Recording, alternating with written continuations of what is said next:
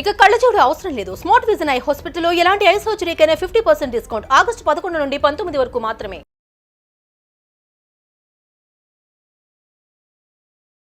Welcome to Suman TV. నేను మీ Suman TV Nag. కోల్కతాలో జరుగుతున్నటువంటి ఇన్సిడెంట్ గురించి వాళ్ళ ప్రతి ఒక్కరు ఒక జస్టిస్ కావాలని కోరుకుంటూ ఉన్నారు. సో ప్రతి ఒక్కరూ దీంట్లో న్యాయం జరిగితే బాగుంటుంది అనుకున్నటువంటి ఆలోచనతోటి ముందుకు వెళ్తే బాగుంటుంది. అట్ ద సేమ్ టైం వాళ్ళ దేశం మొత్తం పాకిస్తాన్తో సహా ప్రతి ఒక్కరూ కూడా ట్విట్టర్ రూపంలో ఫైట్లు చేస్తూ ఉన్నారు.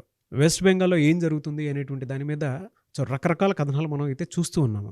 అండ్ ప్రతి ఒక్కరూ కూడా ఇన్సిడెంట్కి సంబంధించింది సరైన జడ్జిమెంట్, సరైన నిర్ణయంలో తీసుకోండి అనుకున్నటువంటి విషయాన్ని బలంగా గుర్తు చేస్తూ ఉన్నారు. మరి ఆ వెస్ట్ బెంగాల్కి ఎందుకు అర్థం కావట్లేదో, మమతా బెనర్జీకి ఎందుకు అర్థం కావట్లేదు అనేటువంటి దాని మీద అయితే రకరకాల కథనాలు, క్వశ్చన్స్ వస్తూ ఉన్నాయి. అయితే ప్రస్తుతానికి ఈ విషయంలో మాత్రం రకరకాల కథనాలు అయితే వస్తూ ఉన్నాయి. అప్డేట్ ఏంటి అనేది ఈ రోజు మనతో పాటు అడ్వకేట్ ఉన్నారు రవీంద్ర గారు.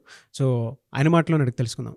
నమస్కారం రవీంద్రనాథ్ గారు. నమస్తే అండి నాగరాజ్ గారు. సార్, జనరల్గా అంటే చాలామంది రక్తం ఉడికిపోయేలాగా ఒక్కొక్క సరైన జడ్జిమెంట్ కావాలి అనుకున్నటువంటి వాళ్ళు ఉన్నారు. దీని మీద ప్రతి ఒక్కరూ కూడా ఇది మన ఇంట్లో సమస్య, వాళ్ళ ఆఫీస్కి వెళ్తేనే ఈ విధంగా జరిగింది అని అంటే రేపు స్కూల్ కాలేజీలో కూడా ఇలాంటివి జరగకుండా ఉంటానికి గ్యారంటీ ఏంటి అనుకున్నటువంటి వాళ్ళు క్వశ్చన్ చేస్తూ ఉన్నారు.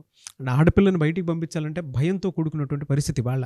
ఈవెన్ ప్రపంచ దేశాలు కూడా ట్వీట్లు జరుగుతున్నాయి అని అంటే పాకిస్తాన్ లాంటి దేశాలు కూడా దీనికి సరైన జడ్జిమెంట్ కావాలి అని చెప్పేసి భావిస్తూ ఉన్నారు.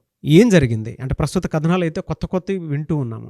ఆగస్టు 8 అంటే స్వతంత్ర దినోత్సవానికి ఎగ్జాక్ట్లీ ఒక 1 వీక్ బ్యాక్ జరిగే సంఘటన యావత్ దేశాన్ని కనిపిస్తున్నటువంటి ఒక దుర్ఘటనగా మనం చెప్పుకున్నాం. దీని గురించి ప్రాథమిక సమాచారం మేరకు మనం గతంలో ఒక వీడియో చేసాం.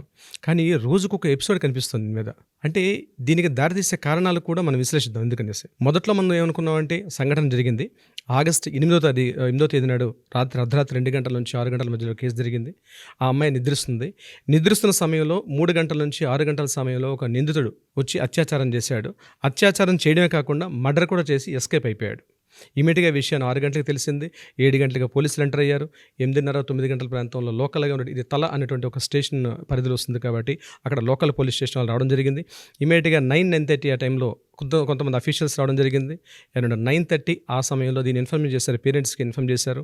10:30 ఆ ప్రాంతంలో లోకల్ తలా స్టేషన్ వాళ్ళు దగ్గరలో ఉన్న సిపికి, అలాగే అడిషనల్ డీసీపీకి, అడిషనల్ సిపికి కూడా ఇన్ఫర్మ్ చేయడం జరిగింది. 11:30 ఆ ప్రాంతంలో వాళ్ళు రావడం జరిగింది. అంటే మన జరుగుతున్న టైం షెడ్యూల్ మనం చెప్తున్నాను. 11:30 ఆ ప్రాంతంలో వాళ్ళు వచ్చారు. అరౌండ్ 1:30 టైంలో పేరెంట్స్ని ఎలా చేశారు లోపలికి. పేరెంట్స్ వెళ్ళి సంఘటన దృశ్యాన్ని చూసి ఒక్కసారి నిశ్చేష్టులయ్యారు. అక్కడ వీళ్ళు అనుకున్నట్టుగా లేదు. అప్పటి వరకు పోలీసులు ఏం చేసిందంటే ఒక సూసైడ్ కేసుగా ముందు వాళ్ళకి ఫోన్ వచ్చిందని చెప్పారు. పేరెంట్స్ కూడా ఒక న్యూస్ బులెటిన్లో చెప్పారు వాళ్ళు ఇంటర్వ్యూలో. మాకు ఇన్ఫర్మ్ చేశారు ఏంటంటే ఒక సూసైడ్ ఇన్ఫర్మేషన్ వచ్చిందని చెప్పి.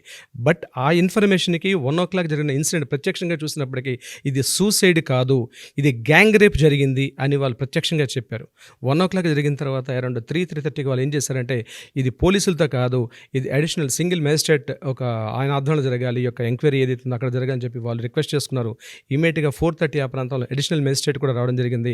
5 o'clock దీన్ని పోస్ట్ మార్టం పంపించారు. ఇది ఆ రోజు 8వ తారీఖు అంటే 9వ తారీఖు టోటల్గా జరిగిన షెడ్యూల్ ఇది.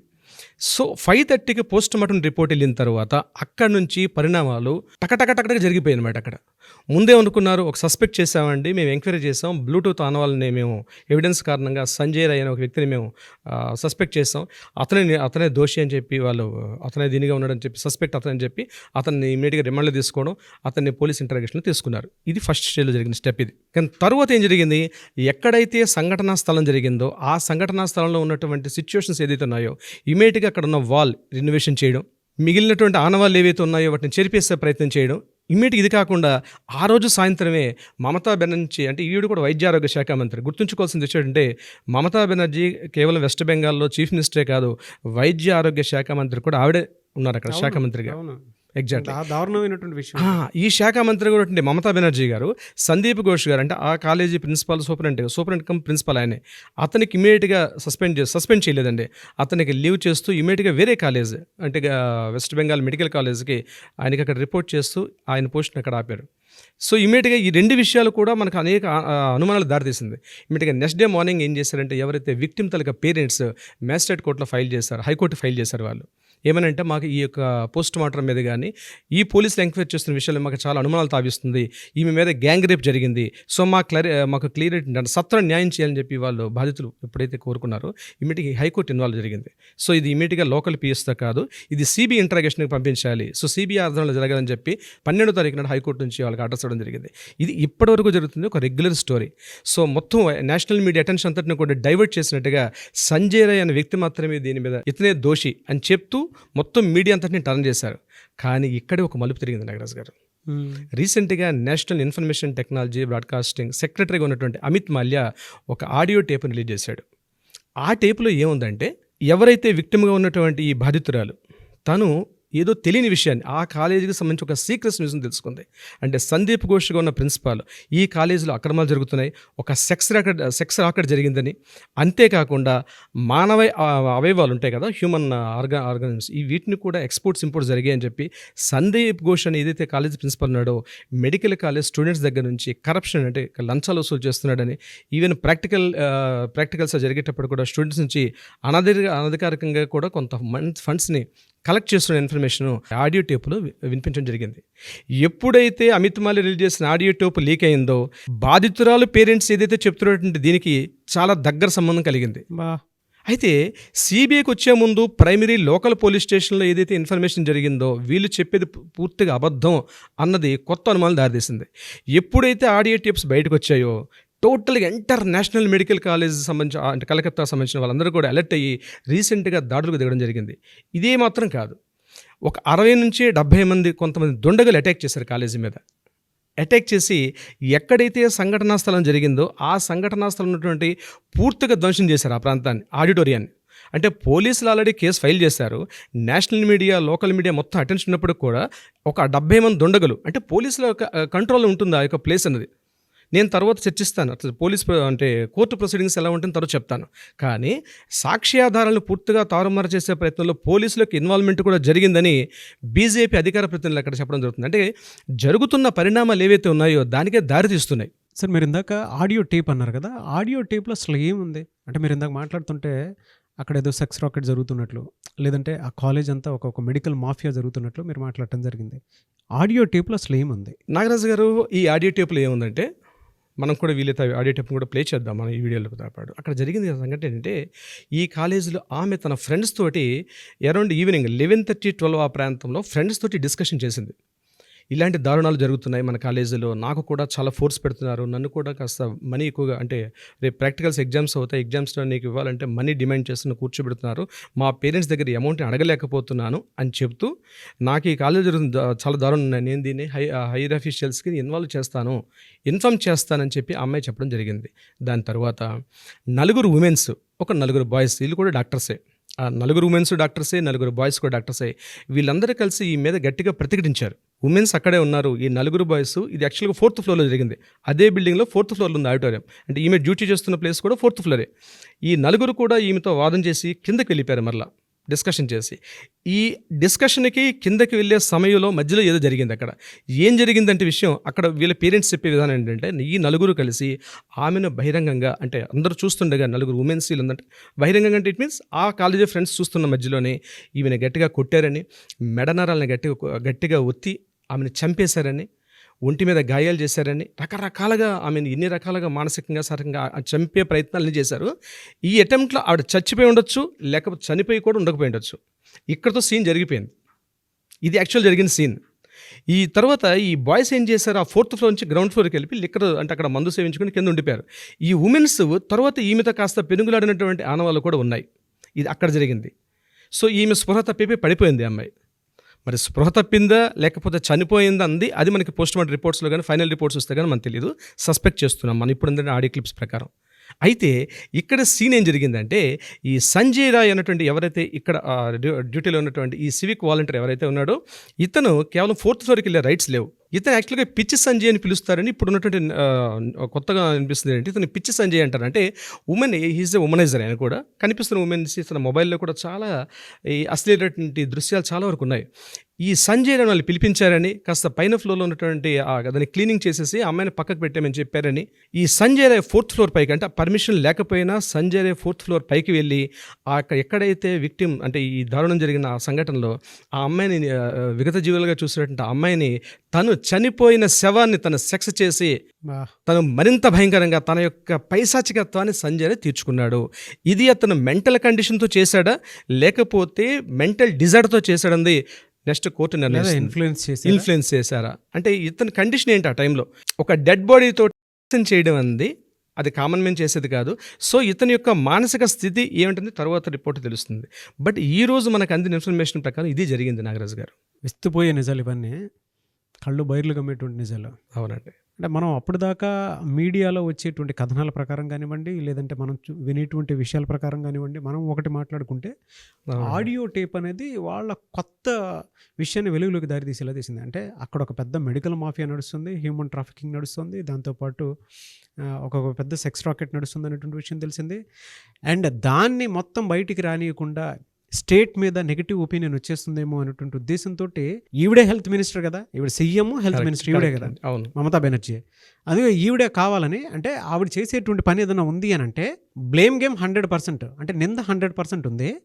ఓకే, అకౌంటబిలిటీకి వచ్చేటప్పటికి 0 ఉంది. మీరు ఎంటైర్ ఈ ఇన్సిడెంట్లో కనుక మనం చూస్తే ఒక సీఎం ర్యాలీ తీసి నాకు అన్యాయం జరిగిందని చెప్పేసి చెప్పడం అనేది మనం ఏ స్టేట్లోనూ చూడలేదండి. కావాలనుకుంటే మన తెలుగు స్టేట్లో ర్యాలీ తీయడం కాదండి, ఫస్ట్ టైం సీఎం ర్యాలీ తీయడం.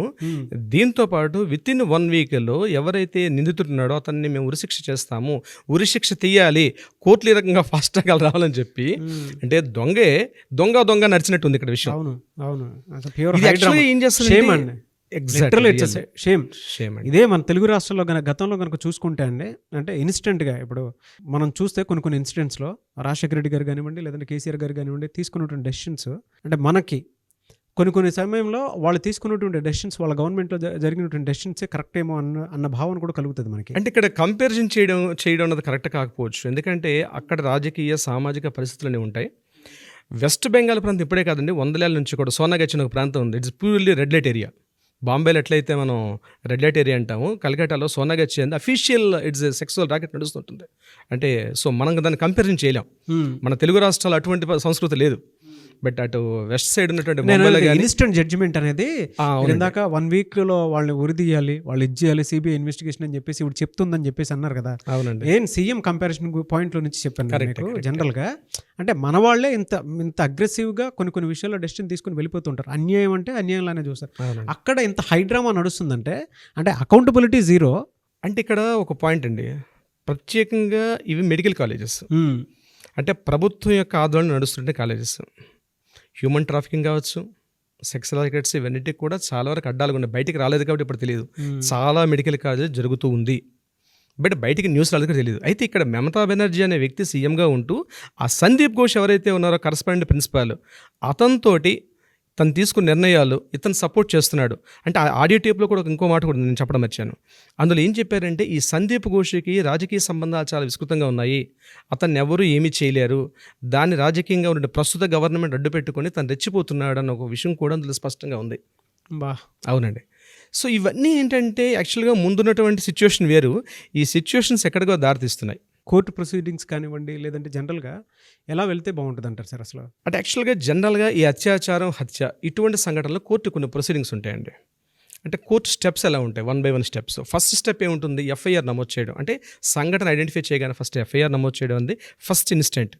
సో ఎఫ్ఐఆర్ తర్వాత సమాచార సేకరణ, అంటే ఇన్ఫర్మేషన్ గ్యాదర్ చేస్తారు పోలీస్ డిపార్ట్మెంట్ వాళ్ళు. ఫస్ట్ నెక్స్ట్ స్టెప్లో జరిగేది సమాచార సేకరణలో ఏమవుతుంది, ఆ హత్య జరిగిన సంఘటన స్థలాన్ని పరిశీలించడం, అక్కడ ఏవైనా సాక్ష్యాలు దొరుకుతాయా, అంటే ప్రిలిమినరీ ఎవిడెన్సెస్ అన్నీ కలెక్ట్ చేస్తారు. దీని తర్వాత ఫోరెన్సిక్ వాళ్ళని పిలిపిస్తారు. దాని నెక్స్ట్ మరలా ఈ థంబ్ ఇంప్రెషన్స్ వాళ్ళని తీసుకుంటారు, అక్కడ వేలి ముద్ర నిపుణులను తీసుకోవడం, ఫోరెన్సిక్ వాళ్ళని తీసుకోవడం, ఇవి ప్రైమరీ స్టేజ్లో అయిపోతుంది. దీని నెక్స్ట్ డిఎన్ఏ టెస్టులు తీసుకొస్తారు. అత్యాచార బాధితురాలను కానీ బాధితురాలకు సంబంధించినటువంటి ఆనవాళ్ళు ఏమైనా ఉంటే అక్కడ ఉంటే కూడా తీసుకుంటారు. ఇవన్నీ అయిన తర్వాత ఎవరైతే నిందితుని సస్పెక్ట్ చేస్తారో అతన్ని పోలీస్ స్టేషన్లో రిమాండ్కి తీసుకెళ్తారు. స్టేషన్లో మన కోర్టులో సబ్మిట్ చేస్తారు. కోర్టు ఆయనకి బేస్డ్ ఆన్ ద కేసు ప్రకారం మినిమం 14 days నుంచి పైకి రిమాండ్ విధిస్తారు. ఇదంతా ఒక పార్ట్. దీని తర్వాత ఛార్జ్షీట్ ఫైల్ చేస్తారు. ఛార్జ్షీట్ ఫైల్ అయిన తర్వాత మొత్తం కేసు ఎవిడెన్స్ అన్నీ కూడా టోటల్ ఎవిడెన్స్ అంతా కూడా పీపీకి సబ్మిట్ చేస్తారు, అంటే పబ్లిక్ ప్రాసిక్యూటర్కి. సో పబ్లిక్ ప్రాసిక్యూటర్ అని అప్పుడు ఎంటర్ అవుతారు ఈ కేసులోకి. ఇదంతా ప్రాసెస్ జరగడానికి it will take minimum 3 months నుంచి మ్యాక్సిమం ఎక్కడ టైం మెన్షన్ చేయలేదు. నాకు అది గుర్తుపెట్టుకోవాలంటే ఇక్కడే తప్పు జరుగుతుంటాయి. ఇక్కడే ప్రధానంగా కోర్టుల్లో తప్పులు ఎక్కడ జరుగుతాయి అంటే కోర్టు నిర్దేశించాలి. ఇక్కడ మినిమం 3 months అని చెప్తుంది, మ్యాక్సిమం తెలియదు. కోర్టులో వాడు రిమాండ్లో ఉంటాడు, వాడు ఇయర్స్ టుగెదర్ రిమాండ్లో ఉంటాడు. ఆ రిమాండ్ పొడిగిస్తుంటారు. ఏమంటారు పోలీసులు, మేము ఛార్జ్షీట్ ఫైల్ చేయి, ఇంకా ఈ సేకరిస్తున్నాం అంటారు. ఎందుకు ఫాస్ట్ ట్రాక్ కోర్టులు ఎందుకు ఇలాంటి సమయాల్లో ఫాస్ట్ ట్రాక్ కోర్ట్స్ అంది జడ్జి అదే ఇందాక మనం చెప్తున్నాం, లాస్ట్ టైం కూడా వీడియోలు చెప్పాం మనం. ఫాస్ట్ ట్రాక్ కోర్ట్స్ అన్నీ వస్తుందండి. బట్ ఈ సాక్ష్యాల సేకరణలో అలాగే ఈ మెడికల్ ఎవిడెన్సెస్ కావచ్చు, లేకపోతే ఫిజికల్ ఎవిడెన్స్, వీటన్నిటిని కూడా వాళ్ళు అక్కడ మనం ట్రయల్స్ చేస్తాం కోర్టులో ట్రయల్స్ చేసేటప్పుడు ప్రతి వ్యక్తి వచ్చి, ఈవెన్ దో ప్రతి డాక్టర్ అక్కడ ఫిజికల్ ప్రత్యక్ష సాక్షులు ఎవరున్నారు, పరోక్ష సాక్షులు ఎవరున్నారు, వీళ్ళందరూ కూడా వచ్చి ఎవిడెన్సెస్ చెప్పడం ఉంటుంది. ఈ ఎవిడెన్సెస్ చెప్పడం అది ఇయర్స్ టుగెదర్ నడుస్తూ ఉంటుంది ట్రయల్స్లో. పబ్లిక్ ప్రాసిక్యూటర్ సబ్మిట్ చేస్తాడు, ఆపోజిట్ వాళ్ళు ఇదంతా ఎంత ఫాస్ట్ ట్రాక్ అనుకునేటప్పుడు కూడా ఈ ట్రయల్స్ నడుస్తూనే ఉంటాయి. ఇక్కడ ఏం జరుగుతాయి, సాక్ష్యాలు తారుమారు అవుతాయి. ఇప్పుడు ఈరోజు కొట్లాడుతున్న మన కలకత్తా కేసు విషయానికి వస్తే వీళ్ళందరూ ఎందుకు ఫైట్ చేస్తున్నారు, ఎంతమందికి మెడికల్ కాలేజ్ స్టూడెంట్స్ ఎందుకు వచ్చి ఫైట్ చేస్తున్నారు అంటే మాకు సత్వర న్యాయం కావాలి. దేశాలు కూడా ఒక తాటిపైకి వచ్చి ఫైట్ చేస్తున్నాయి. అవునండి, ఎగ్జాక్ట్. మనకు అగైనెస్ట్ గా ఉండేటువంటి పాకిస్తాన్ కూడా ఇవాళ ట్విట్టర్ లో ఫైట్ అంటే అది న్యాయం జరగాలి. ఇక్కడండి దేశం అన్నది మనం బౌండరీస్ గీసుకున్నాం, బట్ వ్యక్తులు ఒకటే కదా ఎక్కడైనా. ప్రపంచం అంతా ఒకటే కదండి. ప్రపంచంలో మనుషులందరూ ఒకటే, ఫీలింగ్స్ ఒకటే ఉంటాయి, ఎమోషన్స్ ఒకటే ఉంటాయి. సరే అవి పరిస్థితులు మారితే పాకిస్తాన్ మన సపోర్ట్ చేయడం కూడా ఒక విధంగా అప్రిషియేట్ చేయాల్సిందే మనం. ఈ విషయం ప్రపంచ దేశాలు, కెనడా లాంటివి కూడా, ప్రపంచ దేశాలు కూడా. అయితే ఇక్కడ మనం కోర్టు విషయానికి వస్తే సత్వర న్యాయం జరగాలి అంటే చట్టాల యొక్క రూపకల్పన మార్చాలి ఇటువంటి సంఘటనలో. ఎందుకంటే టైం ఇస్తే ఏమవుతుందంటే డేస్ తీసుకున్న కొద్దీ ఈ సాక్ష్యాలు తారుమారు అయిపోతాయి. జరగాల్సినటువంటి న్యాయం జరగదు, బాధితులుగా న్యాయం జరగదు.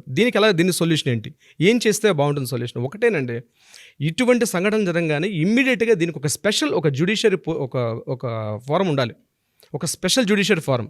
ఇందాక లాస్ట్ టైం మీరు ఒక వీడియోలో మంచి వీడియో చెప్పి ఒక మంత్రిత్వ శాఖ ఉండాలన్నారు మీరు. ఒక స్పెషల్ ఒక మంత్రిత్వ శాఖ ఉండాలండి. ఆరోగ్య శాఖ, ఆర్థిక శాఖ ఎలా ఉంటుందో ఇటువంటి అత్యాచార సంఘటనలు ఇట్లా జరిగేటప్పుడు ఒక స్పెషల్ పోర్ట్ఫోలియో ఒకటి ఉండాలి. ఇమ్మీడియట్గా వాళ్ళు యాక్షన్ తీసుకోవాలి. దీనికి సంబంధించినటువంటి కొన్ని డిపార్ట్మెంట్స్ కొత్తగా అపాయింట్ చేయాలి గవర్నమెంట్. అవును, కొత్త డిపార్ట్మెంట్ చేసినప్పుడు ఏంటంటే ఫాస్ట్ ట్రాక్ ఏదో పెట్టేశాం కాబట్టి అక్కడ సబ్మిట్ చేసుకోండి అయిపోద్ది అంటే కుదరదు. ఖచ్చితంగా యాక్ట్లు మారాలి, ఇప్పటికైనా గుణపాఠం రావాలి. ఈరోజు మహిళలు చట్ట సవరణ జరగాల్సిందేనండి. ఈరోజు మహిళలు దేశంలో భద్రతగా ఉండాలి అంటే అది రాత్రి పగలు పనిచేస్తున్నారు కాబట్టి డే అండ్ నైట్ వర్క్ చేసే ప్లేసుల్లో ఇట్లాంటి జరిగే అవకాశాలు ఉంటాయి. కాబట్టి ఒక నిర్భయ యాక్ట్ వచ్చింది, నిర్భయ యాక్ట్ని మళ్ళీ రివిజన్ చేయాలి. ఇంకా సత్వరంగా పరిష్కారం జరిగేట్టుగా ఎన్ని అవకాశాలు ఉంటే అన్ని అవకాశాలు మనం తీసుకొని కొత్త యాక్ట్లు ఇంప్లిమెంట్ చేస్తే చాలా అద్భుతంగా ఉంటుంది. ఇది కాకుండా ఇటువంటి చేయడానికి కూడా సాహసించడానికి, ఊహించడానికి కూడా భయపడే స్థితిలో ఉన్నట్టు యాక్ట్స్ ఉంది. లాస్ట్ టైం కూడా మనం అనుకున్నాం, నిన్న లాస్ట్ వీడియోలో ఏమనుకున్నాం మనం, ప్రతి చోట హోర్డింగ్స్ పెట్టాలి. అవును, ప్రైమరీ ఎడ్యుకేషన్లో కూడా బేసిక్ నాలెడ్జ్ ఇవ్వాలి, లీగల్ బేసిక్ నాలెడ్జ్ ఇవ్వాలి. అమ్మో ఇట్లా ప్రైమరీ నాలెడ్జ్ అనేది డెఫినెట్గా ఉండాలి, డెఫినెట్గా ఇవ్వాలి. ఇలాంటివి చేస్తే నాకు ఇలాంటి శిక్ష రావాలి, భయం రావాలి. స్కూల్స్లో ఇది ఇప్పుడు ఆఫీస్ కాలేజ్లో జరిగినటువంటి ఇన్సిడెంట్. ఇది వాళ్ళ ఒక ఆడపిల్లను బయటికి పంపించాలంటే ఎంత భయపడతారు పేరెంట్స్ అయినా సరే. ఆ కాలేజ్ కూడా పోలీస్ అవుట్ పోస్ట్లో ఉన్నటువంటి కాలేజ్ అది. ఇప్పుడు చాలా కాలేజ్ బయట ఎక్కడ ఉంటేనే కాదు, ఆ కాలేజ్కి ఒక స్పెషల్ పోలీస్ అవుట్ పోస్టే ఉంది అక్కడ. అవును సరే, ఇలాంటి వాటిల్లో ఇమీడియట్గా రిజల్ట్ రావాలి అని అంటే ఎలా వెళితే బాగుంటుందంటారు? అంటే లీగల్ సిస్టమ్ ప్రకారం కనుక చూస్తే మీకు తెలుసు కాబట్టి అడుగుతున్నాను. ఈరోజు మనకి సోషల్ మీడియాలో హ్యాష్ ట్యాగ్ అంది చాలా ఒక పవర్ఫుల్ వెపన్ సార్ నాగరాజ్ గారు. సో దీనికి సంబంధించి ఈ వీడియో చూస్తున్నటువంటి సుమన్ టీవీ వ్యూయర్స్ కావచ్చు, నాగ్ ఫ్యాన్స్ కావచ్చు, మన వ్యూయర్స్ అందరూ కూడా హ్యాష్ ట్యాగ్ పెడుతూ దీన్ని ప్రత్యేకంగా సో కోల్కతా అభయ కేస్ అనే సింపుల్ హ్యాష్ ట్యాగ్ చేస్తే మనం ఎంత వైరల్ చేసుకుంటే దీనికి సంబంధించి కోల్కతా అభయ కేస్ అని హ్యాష్ ట్యాగ్ చేయండి. డెఫినెట్గా వైరల్ చేద్దాం. దీన్ని సత్వర న్యాయం కోసం మనవంతా కూడా మనం కృషి చేద్దాం. డెఫినెట్గా సార్, థ్యాంక్ యూ అండి. సో ప్రతి ఒక్కరికి నేను ఆడియన్స్కి కోరుకునేది ఒకటే, justice for Kolkata Abhaya case అని హ్యాష్ ట్యాగ్ పెట్టి ట్రెండింగ్లోకి తీసుకుని వెళ్ళండి. ఎందుకంటే ప్రపంచం మొత్తం ఒకసారి కదిలింది, వాళ్ళ ప్రపంచ దేశాలు కూడా కదిలే ఇన్సిడెంట్ మీద. దీనికి ఇమీడియట్ జడ్జ్మెంట్ కావాలి అని అంటే మాత్రం ఇటువంటి హ్యాష్ ట్యాగ్ ట్రెండింగ్లోకి తీసుకువెళ్తేనే ఇమీడియట్ రెస్పాన్స్ అనేది వస్తుంది. కాబట్టి దయచేసి ఈ వీడియోస్ని షేర్ చేయండి, కింద హ్యాష్ ట్యాగ్ మాత్రం డెఫినెట్గా పెట్టండి, justice for Kolkata Abhaya case అని చెప్పి. ఎనీవే సార్, థ్యాంక్ యూ అండి. థ్యాంక్ యూ నారాజ్ గారు. సుమన్ టీవీలో మీ పర్సనల్ అండ్ బిజినెస్ ప్రమోషన్స్ కోసం కింది నెంబర్కి కాంటాక్ట్ చేయండి.